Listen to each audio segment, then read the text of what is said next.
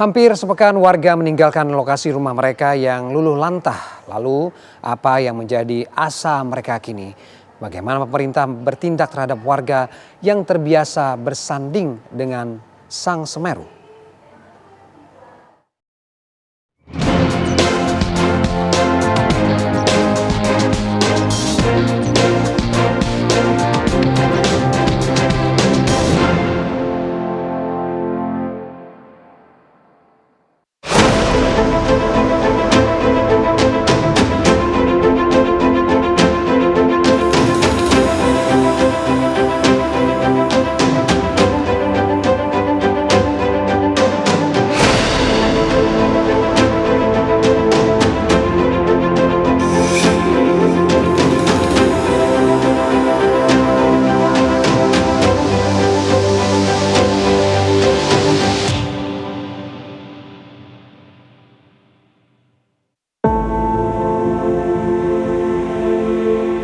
Erupsi menjadi kabar yang kembali memecah kesunyian Lumajang, Jawa Timur. Seperti bab yang berulang dalam buku bencana, Sang Semeru menunjukkan bahwa ia tak pernah benar-benar tidur. Awan panas sang penguasa suci meluncur bak mau tak kenal kompromi. Bayangkan kecepatannya menghajar hingga 300 km per jam. Panasnya menembus 400 derajat Celcius, membawa abu, gas, hingga bongkahan material. Erupsi Gunung Semeru meluluh lantahkan desa Supit Urang di Kabupaten Lumajang, Jawa Timur ini, pemirsa. Saat ini saya sedang berdiri di atas tumpukan pasir yang kurang lebih tingginya sekitar 1 meter. Dan salah satu yang terdampak adalah rumah yang ada di samping saya ini. Tak hanya pasir yang ada di sini, namun juga beberapa material vulkanik lainnya seperti bebatuan juga turut menimbun rumah ini. Bisa Anda lihat bahwasanya ini adalah handle pintu yang biasa digunakan untuk membuka pintu, kurang lebih tingginya sekitar 1 meter. Dan lumpur atau pasir dari material vulkanik sudah menutupi kurang lebih setengah dari rumah ini, hampir setinggi dari handle pintu ini, pemirsa. Namun tak hanya rumah ini yang terdampak, banyak sekali rumah dan juga lahan yang terdampak oleh letusan atau erupsi Gunung Semeru. Penjelasan selengkapnya simak terus di Garis Batas.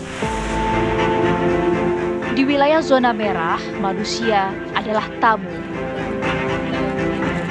Dan tamu tak pernah bisa mengatur tuan rumah. Lantas, bagaimana cara kita memahami bahasa Sang Semeru?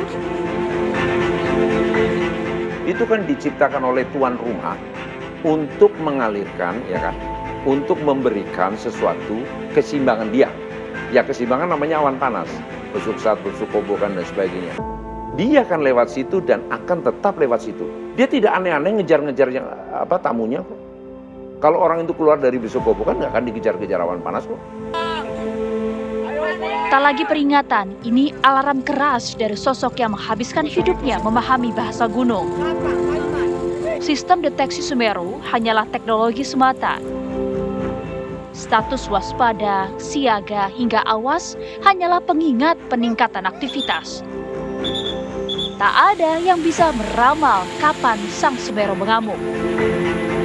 Pertamanya itu cuma lahar biasa katanya saya itu, jadi nggak kemana-mana.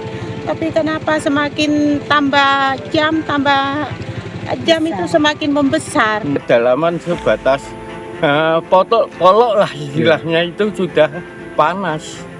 Ya? Ini terkubur material vulkanik berapa meter ini, Mbak? Ini ada sekitar 2 meter lebih. 2 meter lebih. Gimana Pak, kan kondisinya di sini kan nggak ada rumah. Jadi kalau malam pulangnya ke sana, kalau siang ke sini kerja Pak. Kalau nggak gitu gimana Pak? Kan di sana nggak ada kerjaan. Mau kemana lagi kalau nggak ke sini Pak? Nah kan di sini kan orang sana kan nafkahnya di sini semua. Ini ladang-ladang udah habis Bu ya? Nah sekarang total Pak.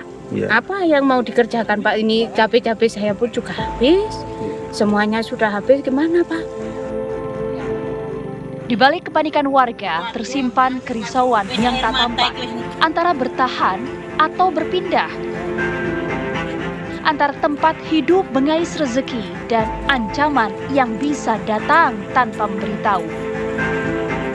Nah, karena itu yang penting adalah mengedukasi masyarakat agar itu mau tinggal di tempat yang baru itu dengan beradaptasi dengan lingkungan yang baru. Pemerintah harus mendorong agar ada lapangan pekerjaan, Mbak.